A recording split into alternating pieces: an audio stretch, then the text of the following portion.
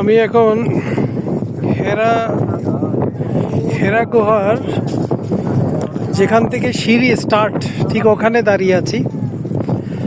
তবে আমি ভুলবশত পুরনো একটা রাস্তা ছিল ওইটা দিয়ে আসলাম। আসার পর দেখলাম রাস্তাটা বন্ধ।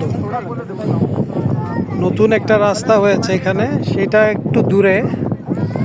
এক পাকিস্তানি ড্রাইভার আমাকে পরামর্শ দিল এখানে একটা বেড়া আছে, ওই বেড়াটার নিচ দিয়ে আপনি উঠে এই পাহাড়টা ডিঙিয়ে আপনি আসেন। তো আমি আল্লাহ ভরসা করে এই পাহাড়টা ডিঙিয়ে আসলাম। দেখেন এটা খুবই খাড়া একটা পাহাড়, এটা অনেক রিস্কি একটা পাহাড়। এটা পাহাড় পার হয়ে আমি আসছি, যদিও এই পথ দিয়ে কেউ আসবেন না, এটা অনেক রিস্কি। এবং এখান থেকে মদিনা শহর দেখা যাচ্ছে। দেখেন ওই যে ক্লক টাওয়ার সহ সব কিছু দেখা যাচ্ছে।